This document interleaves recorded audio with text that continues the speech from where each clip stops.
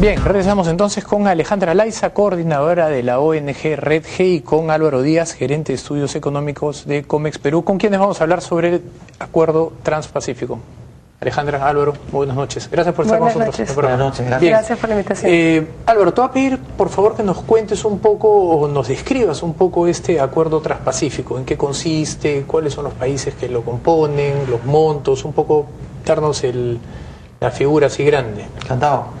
Bueno, este acuerdo es un acuerdo que tiene la idea inicial originada en la administración pasada y que comprendió inicialmente a 8, luego a 9, ahora serán 12 con el ingreso de Japón, países miembros. Entonces, con el ingreso de Japón y de constituirse, sería el área de libre comercio más grande del mundo. Ya como está, y si se concluyera, es un mercado para el Perú, supongamos, de 650 millones de habitantes y que exporta al mundo 21 billones de dólares. Entonces, es una... tiene un PBI combinado de 21 billones de dólares y exporta 4.4 billones. O sea, más o menos un tercio del PBI mundial. Sí, es casi un tercio del PBI mundial. Entonces es un foro en el que no podemos dejar de participar por varias razones. Yo diría que la primera es que Perú tiene ya acuerdos bilaterales con varios de los miembros de TPP. Están Australia, Nueva Zelanda, Singapur, Chile, Malasia, Brunei, Vietnam, México, Canadá ahora, Estados Unidos. Entonces, hay países con los que nosotros ya tenemos acuerdos de grabación arancelaria. Eso quiere decir, nuestros productos al exportarse a esos mercados no pagan aranceles. Y en el TPP, esos programas de liberación de aranceles se conservarán. Pero, ¿qué podría ocurrir? Incluso respecto a esos programas, si es que hay algún acuerdo dentro del proceso, podrían mejorarse las condiciones que tenemos a nivel bilateral con algún país. Y yo siempre estoy interesado en citar el caso de Japón. El acceso bilateral para agricultura, por ejemplo, que Perú logró en su acuerdo bilateral con Japón, el acceso comercial, esa reducción de aranceles, fue limitada. El número de productos, etcétera. Entonces, podríamos nosotros, con el ingreso de Japón a este grupo de negociación, incluso mejorar esas condiciones a un mercado que ahora viene creciendo y tiene una mejor administración. Entonces, las probabilidades de tener éxito ahí son mayores y es una cosa que no podemos dejar pasar. Entonces, es un bloque interesante, nos permite mejorar las relaciones comerciales y las reglas que tenemos ya en la región y, por último, constituye la base para lo que sería el TLC de toda la región APEC, es decir, 21 economías bajo un solo TLC, una regla de comercio uniforme, ¿sí? Alejandra, ¿ventajas y desventajas en tu opinión? Una preocupación que venimos levantando diferentes organizaciones de sociedad civil tiene que ver un poco con lo que comentaba Álvaro, ¿no? Se está definiendo en esta negociación, bueno, en Lima como en las siguientes rondas, lo que van a ser las reglas de comercio e inversiones para la región APEC.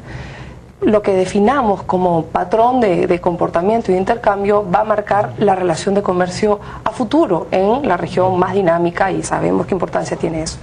Y es en esa lógica que tenemos algunas preocupaciones significativas de cara a qué propuestas hay sobre la mesa. Tenemos una particular preocupación por el interés de los Estados Unidos de extender algunas de las medidas de propiedad intelectual, principalmente afectando acceso a medicamentos y competencia de medicamentos genéricos, así como otras propuestas que remedan algunas reglas que los acuerdos bilaterales como el TLC con Estados Unidos tienen y que creemos que a la luz de alguna experiencia que los peruanos ya estamos teniendo con los TLCs, creemos que deberían ser revisadas, reconsideradas y plantear reglas más equilibradas para la región APEC. Entonces, la preocupación sobre el acuerdo tiene que ver con que, en primer lugar, hay una preocupación general sobre el tema de acceso a información y transparencia, y hay una... Y nos lo comentan los propios negociadores. En general, el país está poco informado sobre el TPP, hay pocos stakeholders haciendo el seguimiento, no hay la atención, y eso lo saben los propios gremios empresariales, que hubo en relación al TLC con Estados Unidos, y lo que se está planteando en esta negociación juega no solamente para el futuro del Perú, sino para el futuro de la PEC. Correcto. Y creemos que hay algunos temas en ese sentido que debemos reconsiderarlos y que, al no ser una negociación bilateral, el Perú tiene posibilidades de plantear otro rumbo para algunos de estos temas sensibles, ¿no? Seguramente habrá alguna ventaja o no hay ninguna, en tu opinión. Porque me has mencionado las principales desventajas, creo que son las de acceso a propiedad intelectual. En la lógica de acceso a mercados, evidentemente la oportunidad de acceder a nuevos mercados es un interés de un sector importante que tiene la expectativa de ampliar acceso a mercados los sectores exportables en el país, y eso es valioso. La pregunta que nosotros venimos haciendo sobre los TLCs en general, nosotros estamos a favor del comercio y a favor de las inversiones, la discusión es en qué reglas, bajo qué condiciones hacemos este balance final para ampliar mercados, ¿no? Y la pregunta es... Solo como consulta, en opinión de ustedes, por ejemplo, ¿el TLC con Estados Unidos fue favorable finalmente, o para ti ha habido algo que significó algún tipo de desventaja significativa y que se haya hecho visible en estos años? Bueno, creo que hay algunas cosas que nos muestran las preocupaciones que tenemos sobre el tipo de reglas que los TLCs ponen a los estados, ¿no? No se trata de no tener acuerdos comerciales, y si algo le ha dado el TLC a Estados Unidos, al Perú, es mantener el acceso de nuestros productos al mercado norteamericano, que ya teníamos con la FDEA, que se amplió y se mantuvo con eso. La pregunta y la preocupación es: el acceso a mercados se está condicionando a reformas institucionales muy de fondo que creemos que son complicadas para implementar políticas de desarrollo y regulaciones pendientes. Un ejemplo concreto es la demanda contra el Perú al amparo del TLC con Estados Unidos, el capítulo de inversiones de Renco Group de Doerran por $800 millones, y ahí todos vamos a coincidir.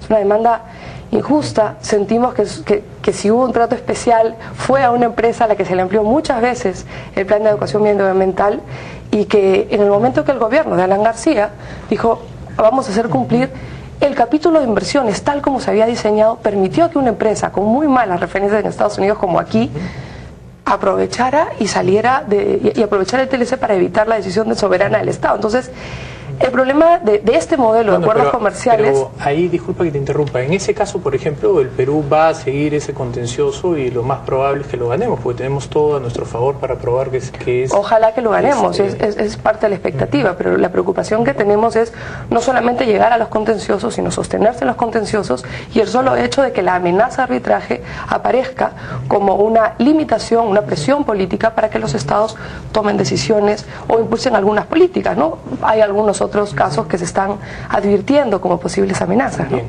Vamos a hacer nuestra primera pausa, regresamos, estamos conversando con Alejandra Laiza y con Álvaro Díaz sobre el acuerdo transpacífico. Una pausa y regresamos. Scotiabank, descubre lo que puedes lograr.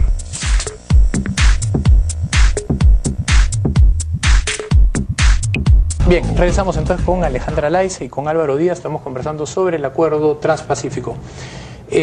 Álvaro, en tu opinión, ¿cuáles son las ventajas adicionales que tendríamos a partir del TPP frente a los TLCs? ¿Cuál es la ventaja principal? ¿Se abren más mercados o son reglas institucionales?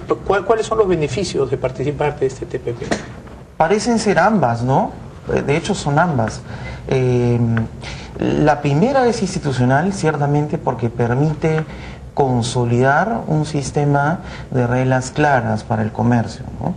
A Perú, por ejemplo, si tiene un compromiso, vamos a decir, sobre reglas sanitarias y fitosanitarias para ingresar a Japón, a Malasia, a Vietnam, a Australia, a Nueva Zelanda, países muy exigentes, si tiene un compromiso para que las autoridades sanitarias de esos países lo atiendan más rápido que al normal de los países, habrá una ventaja de nuestras exportaciones respecto a las de los demás.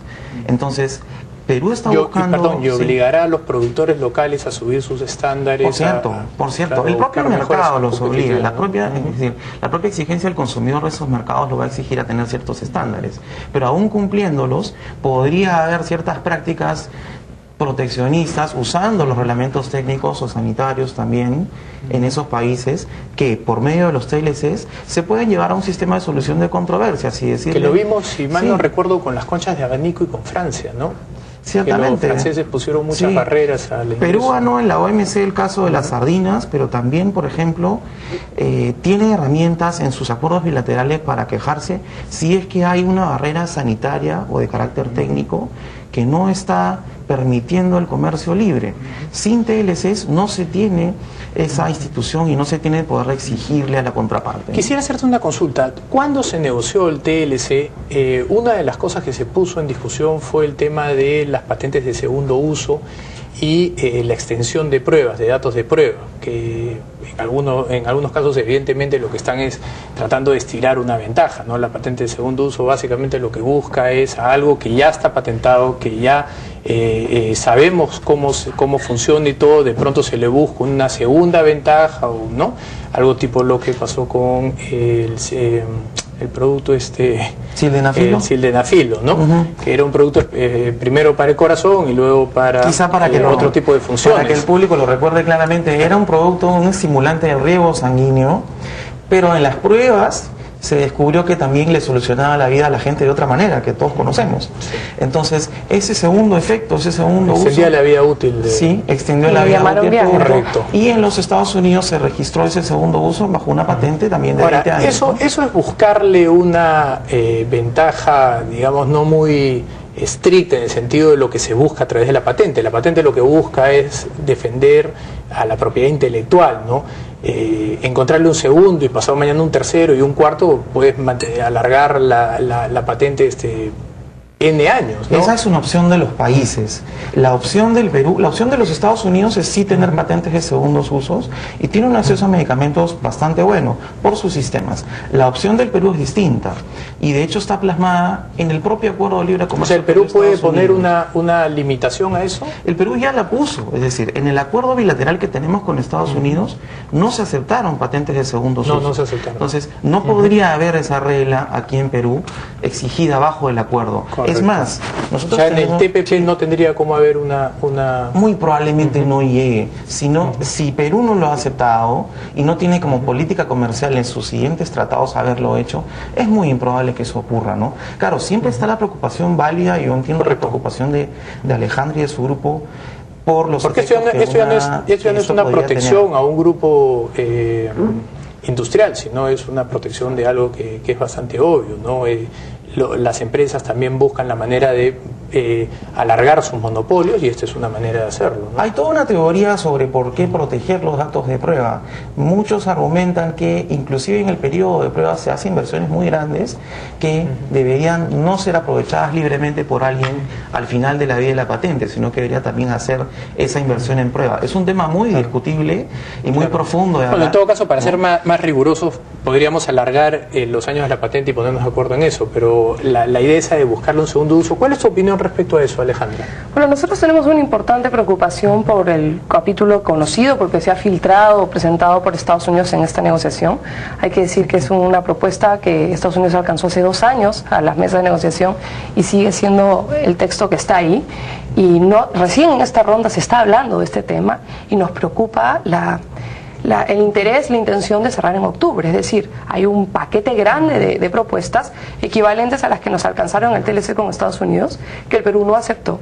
El ministro Silva dijo en el 2011 que no nos moveríamos ni un centímetro frente al capítulo peruano firmado, pero nos preocupa por la información y por la alerta que se genera, lo que se deja ver de la estrategia negociadora de Estados Unidos, que está dejando hacia el final mucho de este componente complicado. Nosotros hemos hecho, utilizando una metodología validada por la OMS, Banco Mundial, el cálculo solamente de 3 de las medidas del paquete, que son casi 13 de las que más nos preocupan que alcance Estados Unidos, y solamente considerando gasto público, y estamos calculando $90 millones cada año solamente de aplicar protección de datos de prueba a más productos, patentes a nuevas formulaciones, eliminación de posiciones de patentes. Son en acceso a medicamentos solamente desde el Estado, son más de 1,5 millones de personas que se ven afectadas cada año. Es evidente que esto, y se ha dicho, esto está en negociación, esto es un tema, y la preocupación está en esta lógica de tenemos de qué preocuparnos. Si tú te acuerdas, Álvaro, cómo se cerró el TLC con Estados Unidos, y nos lo dicen los negociadores, hay un punto en la decisión técnica y las cosas pasan a una decisión política. La vez pasada se condicionó la aceptación de algunas de las líneas rojas que dio la ministra. En el TLC también hubo mucho tremendismo y finalmente ha sido distingamos una cosa. Grandes ingresos, una cosa es el tremendismo y otra cosa es advertir sobre resultados de impactos, los riesgos que están en la mesa para rechazarlos. Correcto. Y lo que estamos haciendo es eso. Y estamos haciendo estudios desde los expertos con los que trabajamos y creemos que el Estado debería hacer lo mismo. Quería preguntarte, ¿cuántos productos están afectados frente al universo de los productos que se consumen, digamos, en el 80% del consumo local? ¿En productos farmacéuticos? ¿Te refieres a la propuesta norteamericana? Sí. Tú me dices que hay productos que están afectados con las patentes de segundo uso. Eso es un número muy limitado de productos. ¿De cuántos estamos hablando? No sé cuál es. Yo no soy de Digemit, yo no soy la experta, no soy de la industria, ¿no es cierto? Estoy hablando de los volúmenes en términos del acceso. Correcto. No, pensé que lo habías medido el número, el acceso de 90 millones. No. El cálculo... ¿Ustedes han hecho el cálculo en COMEX? Nosotros tenemos un registro de los medicamentos que tienen patente y que están siendo comercializados ahora y también los que no tienen patente. Más del 90% de los medicamentos que se venden en las farmacias del Perú no tienen patente, son genéricos. O sea, esta norma en todo caso afectaría el 10%. Es mucho menos de 10% en verdad, pero al menos más del 90% ya son genéricos y no pueden volver a ser de marca y son libremente producibles por cualquier laboratorio. Entonces, la posibilidad de ir a precios monopólicos con esos medicamentos no existe. No van a subir. Correcto. Y tampoco van a desaparecer, seguirán siendo genéricos. Ahora, ¿ustedes han hecho algún cálculo, disculpa que te interrumpa, han hecho algún cálculo matemático de cuánto podría significar el TPP en valores?